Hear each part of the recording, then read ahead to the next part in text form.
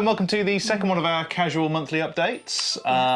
We're into December now. We are into Getting very Christmassy. It's very wintry outside. Yeah. It looks like this all day long. But no, just thought we'd give you guys a further update on the channel and some industry news and update on things that we've been watching this month. What we've been watching. Also, we're going to talk about Christmas commercials. Yes. UK ones. What's out? What do we make of them? I want to see what's the strangest pop song. I mean, we'll get more into this later, but there's been like some interesting changes over the last few years with them, so I want to get into that in a bit. Yeah, general ongoing, so obviously strikes have they been ratified at this stage? People are back to work, aren't they? When the strikes finished, there was this great like, oh, everyone's back to work, but actually I would say UK crew-wise, this is from personal experience, I would say like 30% of people I know are back at work. Like, lots of people I know still aren't back at work. Lots of productions aren't starting till January. Yeah, my feeling is that large-scale productions that were in production already at the beginning of the strike are now finishing off. Yeah. There haven't been any new productions greenlit yet, and it will be... Well, not many. I mean, there's a handful of, like, British shows here, but in terms of, like, big international stuff... So still a challenging time for UK crews. Absolutely. So... hang in there, guys. So now, on the flip side of there being very little money around invested into film and TV, in what I like to call the streaming boom really was a crazy time news. What do you know about Carl Erik Rinsch? Okay, I've never heard of Carl Erik Rinsch. Carl with a C. Okay. No. Erik with a K. Okay. And Rinsch with a lot of letters. Yeah, Rinsch does have a lot of... Okay, so... Tell me about Carl. Okay, so in 2018, Carl Erik Rinsch, a film director whose only previous feature film director credit was 2013 mega hit 47 Ronin. Oh yeah, okay. Is that a Tom Cruise? Keanu Reeves? It's a Keanu Reeves. Oh, I can't believe I got that wrong. I love Keanu Reeves. Yeah. Right, okay. So his only previous credit was that. Okay, and just refresh my mind. 47 Ronin, that's samurai? It's samurai stuff. Keanu Reeves is in it. In 2018, okay, after being fought over by multiple streaming services, Netflix invested 55 million in this person. Right. To produce a science fiction series, not based on any existing IP, it's a new idea. Right, okay, well great, new ideas. Yeah, that's and interesting. they gave him £55 million, yeah, full directorial control, and final cut. Why do I have a feeling this isn't... Because I've not heard of this since, so... Well, 5 years later, there's not a series, not a single episode has been produced of this show. Allegedly, Mr. Rinsch has blown 10 million of that at least on cryptocurrency, various investments on the stock market, designer furniture, and a series of Rolls Royces. Wait, but how do people... Okay, maybe this is... How do people know that's what he spent it on? Is he out there? This is in the New York Times. Okay, right, so... A pinch of salt, but... There are legal proceedings going on at the moment, and Mr. Rinsch claims, allegedly, Carl, that he if you're out there, just make the series, please. We could really do with some original content, right? No. I've got a better theory than that. Make a series about Carl No, they should have had this guy on the board for SAG-AFTRA bargaining against the studios. He's clearly incredibly convincing. Yeah. 55 million quid. He's blown 10 million of it. He allegedly claims that he's still owed 14 million by Netflix. What? You can't claim you owe that money if you've not made the series. Yeah. I mean... want to see a Netflix... What was the one we watched a bit of? Netflix themselves aren't going to make a documentary out of this. No, about Inventing Anna, but I want to see a documentary made by a rival service about this. Yes. Yeah. That I would watch. I don't Amazon. Actually, Amazon. Yeah. Apple TV. Apple TV have enough money to pay Netflix for the rights for that, I'm pretty sure. And probably give him the 14 million he claims he's owed. Not that he should get that. Anyway, that's the story of Carl Erik Rinsch. If you would like to hear more about the streaming boom was a crazy time, I feel like, or if you worked on a crazy job during the streaming boom. Oh God, send us some stories in. Please do. We would love to hear from you. We will keep things anonymous. Yeah. Apart from Carl, of course. If your name is Carl and you want to remain semi-anonymous, then give us a ring. I want to know who signed off on that deal. That's my main Yeah. issue. I wonder if they're You still should. working at Netflix. Can we talk about the movie now? Okay, we talk can. about the movie So, now? it is December 2023. Wonkpolian is taking the internet by storm. Taking the world by storm. We went to go and see Dream Scenario. Yeah. So, So we went to see the movie, and then you said, quite rightly, we shouldn't talk about it till we get home. But then we had to walk home. And so I have I had so many thoughts and questions, like a rich inner dialogue on the way home. Now on camera, I can't think of anything. Blank. I can't think of anything. I can't remember. No, I can remember the movie. I thought it was great. I enjoyed Did you it very enjoy much, it? yes. Yeah? to me, it reminded me a lot of high concept sort of one-off movies like you get in the 90s. You've not seen adaptation. I've not seen adaptation, but I got hints of like being John Malkovich about it and stuff like that, things like that, and possibly a little bit Truman Show. Yeah. And you know, that genre of like one-off movies that seems to do really well in the 90s, and we've sort of lost a little bit. Yeah, now. it definitely didn't feel like a 2023 movie. No, but in a good way. In a good way. What works, right, is it looks almost like real life, like when you have a dream. Yeah, what was quite nice about it is it was a high concept movie, but it wasn't trying to constantly be absurd and it wasn't hyper stylized. And like you say, so it felt relatively grounded for a lot of the film, not all of it. But not all of it, no. And when you see the dreams in it, you don't always know that they're dreams to start with, like a dream, right? And they did that really well without being like, it's super crazy, it's a dream. Yeah. Also had some great locations. I would love to know where it was shot. Well, that's what I was going to say. I think, like, 'cause obviously, being the set design channel, we'd be expected to talk about production design only when it comes to hyper stylized films. Whereas actually, this film just felt very nicely put together and nicely designed and set decorated. And it did feel stylized, I guess. It had a look to it. It just had wasn't a distinctive look to it, but again, it felt a little bit timeless. You know, like there are contemporary things in the movie.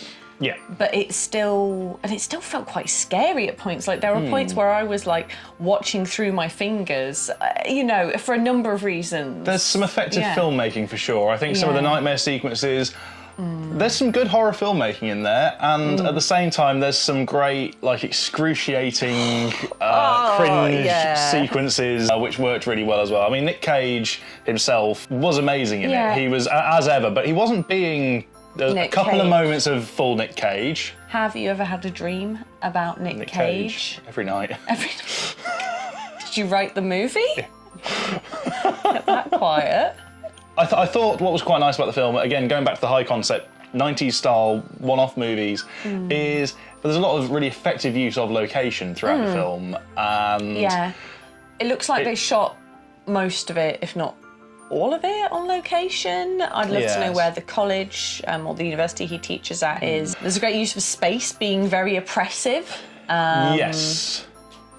And not just in the context of dreams either, like often you get the a real university has its own look to it that he teaches in. The house that him and his wife live in has a very specific look to it. Yeah. The ad agency he goes to has a specific look to it. I felt watching that scene in which he meets John Cena. Wow, didn't see that. Michael Cera. John Cena. Not Michael John Cena, very different tomato, people. Tomato. Yeah. It is like a tragedy. It's like, and it's actually a really good movie about someone being cancelled, really.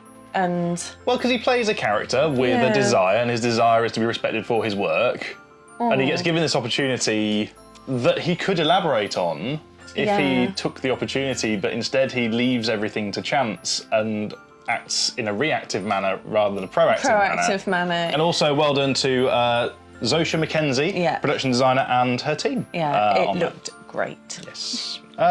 Really worth a watch. Go and watch Dream Scenario. If it's still out where you are. Right, let's go back to the main recording, which definitely is the same space. Seamless transition. Next.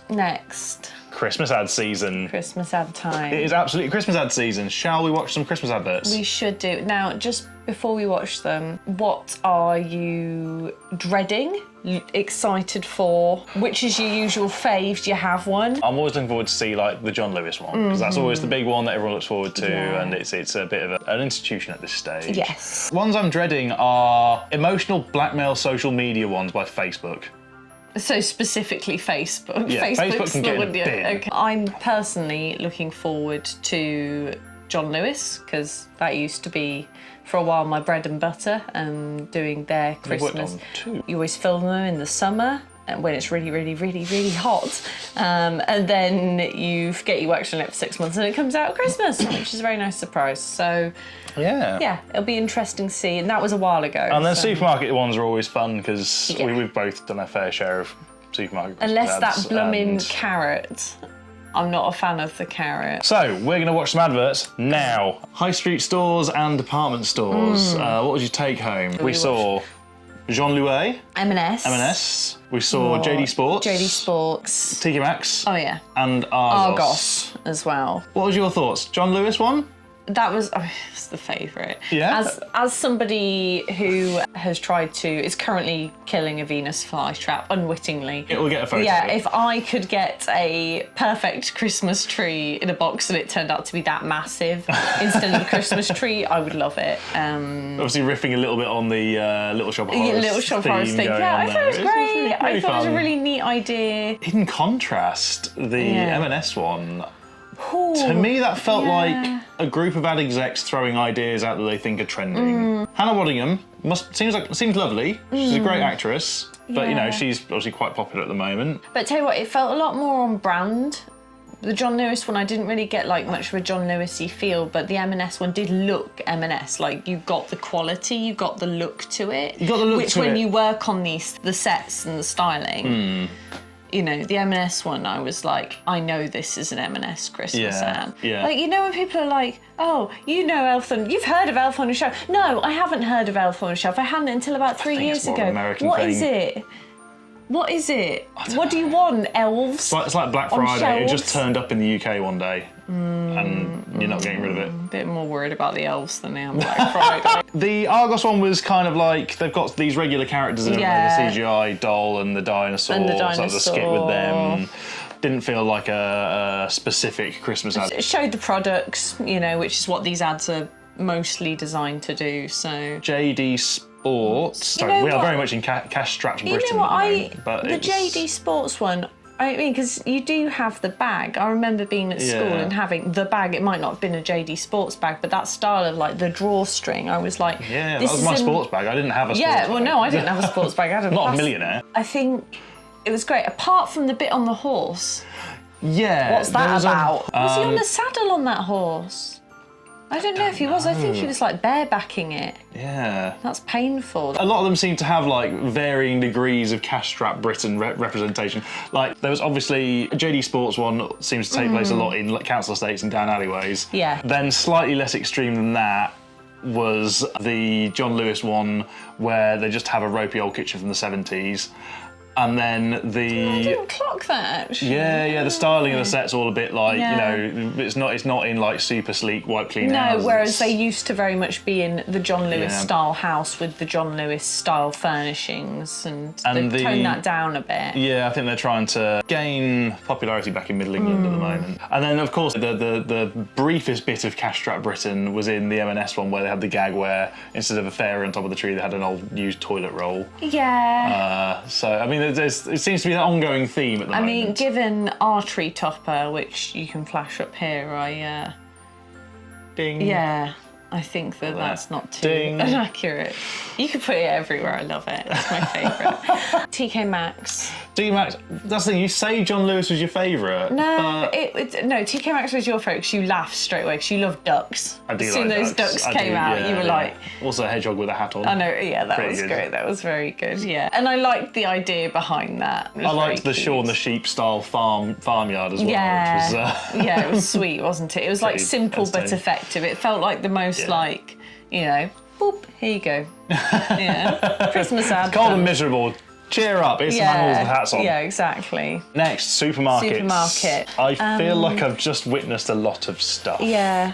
There's, you know what? Okay, so it's quite a lot of Uncanny Valley this year. Yeah. Quite a lot of like being in the actual supermarket this year, which I've not seen for quite a long time, which I thought was quite neat. I enjoyed that. Yeah, so there was, I think the Tesco's one, I think it's deliberate. It's the sort of weird vibe of it feels a bit like the adverts for PlayStation in the 90s. But also they really leaned into it, don't they? Like, it's not just like one guy's a Christmas tree, like everybody. Everyone becomes and like a weird Christmas ornament. At first I was like, this is giving me the creeps, but then it just went so far that I actually got on board with it. I was like, okay, cool. Everyone's a Christmas, you know, and it kind of was so bonkers it works. It almost stands out as well because the majority of the advert, it's not filmed like a super glossy advert for Christmas, and then it only goes super shallow focus on the last few shots for the glamour shots. And also it did tie in with that feeling of like, you know, not being somebody who's always a Christmas person. I was like, oh, actually, yeah, I've been this kid. Yeah. You know, and then you eventually get your Christmas tree and rash. then I get my Christmas tree rash. So. Merry Christmas, everyone. Oh my gosh, Morrison's. The puppetry on the gloves. Hands down my favourite one. We're going to be watching that again this evening. Yes. I well loved done to the props team who must have had to select so many gloves. So many oven gloves. It was so great. So great. We did enjoy that one. Then Aldi, I mean, the animation was great, but also, what is this horrifying world? Kevin the carrot. That horrifying world is as close as you can get to a Willy Wonka tie-in without actually paying money to Warner Brothers. And then I felt the Waitrose one. It was very polished. The product looked great. You know, it was lots of stuff. And it felt like a real flat. I liked. This is the party happening. Yeah. I brought all that. You know, I brought all that. I feel like Morrison's. Winner Morrison's, and then finally, we're going to do Big Tech. What does Big Tech have to offer us this Christmas? Let's find out. Okay. Big Tech ads. Big Tech ad. So yeah, we watched Apple, Amazon and Google. Google was sassy. By the looks of it, they're trying to redo the I'm a Mac, I'm a PC thing. I mean, it made me laugh, the simplicity of it and the voices. I was like, this is great. Yeah, like, it's not a full-scale Christmas ad. It's more just like, here's our new phone. Yeah. Then the other two, you know what I said earlier? Well, what? About bloody emotional blackmail by big tech companies. Yeah, okay, they were both like that. So Amazon... Why were the ladies drinking out of... I'm sorry if you worked on this advert. Why were the ladies drinking out of enamel tin mugs? And on their smartphones? Like, those mugs get cold real quick outside, I'll tell you. Yeah. It's old lady sat on a bench and then one of them orders seat pads and then they go sledging. Yeah. I don't know. But it did look like a really comfy seat pad. And, it looked good. I now want to buy a seat pad. And as somebody who cries at everything, it did make me go... so that's good. And then Apple made a 4-minute long stop-motion film. It's not an advert! No. But it was good. But that poor woman can't be getting any sleep. It takes so long to make stop motion. The stop motion was really nice in it, whether it was stop motion or whether it was... It might have been CGI made to look like stop motion. It looked like real stop motion. But it was filmed nicely. I really liked the office set. I thought that was great. 70s style office set, yeah. I thought it looked good. Yes. You know, so... You know, did enjoy it. When we joke about the 4-minute runtime, there's probably going to be 30-second versions. What we're doing? What's our award going to? Best big tech advert of the year that we've watched in the last 20 minutes. Apple. I would give. We're going for Apple. The animation is really nice, isn't it? Yeah. Even though the message is you should be nicer to your boss. Because your boss knitted you a Christmas stocking, because secretly he's lonely and that's why he's so mean to you. Yeah. Maybe knit your boss a Christmas stocking. I don't know. I don't make the rules. Don't know. Yeah. Who knows? Yes, that's our roundup of the Christmas ads this year. And we watched all of them in an hour, so I hope you all appreciate the hard work and effort we've put into that. It's been a lot. Happy holidays, everyone. Things seem to be growing. We've passed the 1800s. 1800 mark now. So we're at 1840 something. 40 something. So it's going up quick. So thank you if you're a new Thank you for subscriber. watching, everyone who's watching so far. We have more videos in the works at the moment. A couple more tutorials. We're getting in contact with a couple of suppliers to do some further videos. The Halloween video might come out next in the new year by this rate. Yeah. Yeah, it started as a silly Halloween video, got a bit carried away, you're hoping to have a tutorial out by Christmas, is that right? Or some short... Yes, and we're going to finish off with some shameless plugging. What have I got out at the moment? There is a De Beers Diamond advert very out fancy. with... You don't actually see it's quite dark, but they wanted a big curvy wall with compound curves going on, so I had to do all the CAD work for that. And some interesting drawings of that up on your Instagram. Up on the design Instagram. Boop. And which one do I put? Jesmondi? Yeah, I'll put that up there. I've got an event on that I did a little bit of previs work on in Shoreditch. So if you're into your skating and you happen to live in London or around London, there is a pop-up skate park in Shoreditch. Just And over the road it's for from the Shoreditch Galaxy Station. Flip, is that right? Yes, the Samsung Galaxy Z Flip. So if you fancy going to have a look, it's free. So if you want to go have a look at some people doing some sweet tricks and all that. Not a recent thing for you in terms of it being released, but a show you worked on, SES Rogue Heroes. Which was on the BBC last year, I think. Yeah. So that's, like Stephen Knight thing about the beginning of the SAS. That's up for a Royal Television Society Craft Award for Best Design with designer of that, Richard Bullock. He's a lovely, lovely man. So yeah, that's up for an award for Best Design, and I believe it's all still available to view on iPlayer. I think so, I'm pretty sure on it's all on Netflix or something iPlayer. by now. And otherwise, just trucking along. And we'll do another one of these next month. What should we do next month? We'll find out. We'll find out in a month's time. Bye.